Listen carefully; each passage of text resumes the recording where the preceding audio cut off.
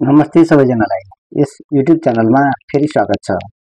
आज हामी कृषिमा एआई कृत्रिम बौद्धिकताको प्रयोगको विषयमा कुरा गर्नेछौँ। कृषि नेपालको आर्थिक मेरुदण्ड हो।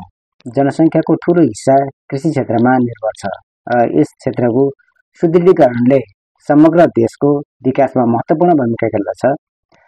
हालको प्रविधि प्रधान युगमा कृषिमा पनि नवीन प्रविधिहरू अपनाउन थालिएको छ, जसमा कृत्रिम बौद्धिकता आर्टिफिसियल इन्टेलिजेन्स एआई को प्रयोग विशेष उल्लेखनीय छ। कृत्रिम बौद्धिकता भन्नाले यस्तो प्रविधिलाई जनाइन्छ जसले मानव मस्तिष्क जस्तै सोच्न, निर्णय गर्न र सिक्ने क्षमता राख्दछ। एआईले विशाल मात्रामा उपलब्ध तथ्याङ्कहरूको विश्लेषण गरेर प्रभावकारी निर्णय गर्न सहयोग गर्छ। कृषिमा यसको प्रयोगले किसानको कार्य सरल, वैज्ञानिक र नाफामूलक बन्न थालेको छ।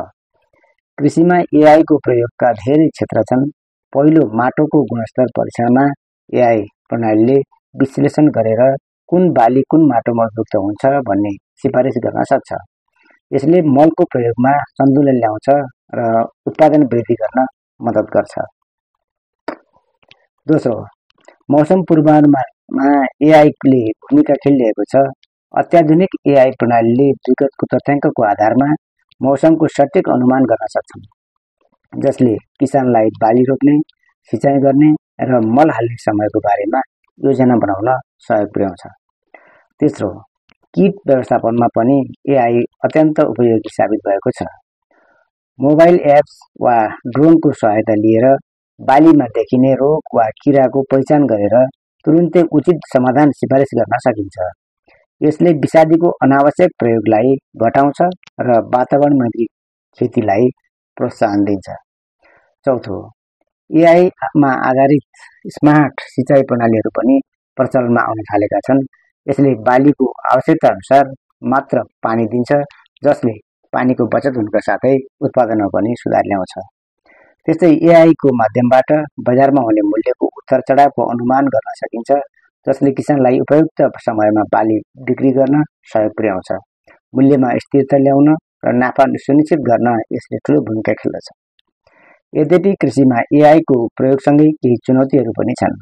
प्रविधिमा पहुँचको असमानता, डिजिटल साक्षरताको कमी, प्रविधिको खर्चिलोपन तथा ग्रामीण क्षेत्रमा इन्टरनेट सुविधा अभावले यसको व्यापक प्रयोगमा अवरोध ल्याएको छ। तर दीर्घकालीन दृष्टिकोणमा हेर्दा कृषिमा एआईको प्रयोगले कृषि क्षेत्रको आधुनिकीकरणमा ठूलो टेवा पुग्नेछ। यसले उत्पादन शक्ति बढाउने, लागत घटाउने, वातावरण संरक्षण गर्ने र किसानको जीवनस्तर उकास्ने ठोस सम्भावना बोकेको छ। निष्कर्षमा भन्नुपर्दा कृषिमा एआईको प्रयोग अब विकल्प नभई आवश्यकता बनिसकेको छ। सरकारले नीति तथा कार्यक्रम मार्फत यसको पहुँच गाउँ-गाउँमा पुर्याउनु जरुरी छ। एआई र परम्परागत कृषिको समन्वयले मात्र दिगो विकास, कृषि विकास सम्भव हुनेछ। च्यानललाई अन्तिम समय हेरिदिनु भएकोमा धन्यवाद। यस्तै खालका अन्य भिडियोहरू हेर्नका लागि च्यानल सब्स्क्राइब र कमेन्ट गर्न नभुल्नुहोला। अर्को भिडियोमा भेट्ने नै छौँ। हस्त, नमस्कार।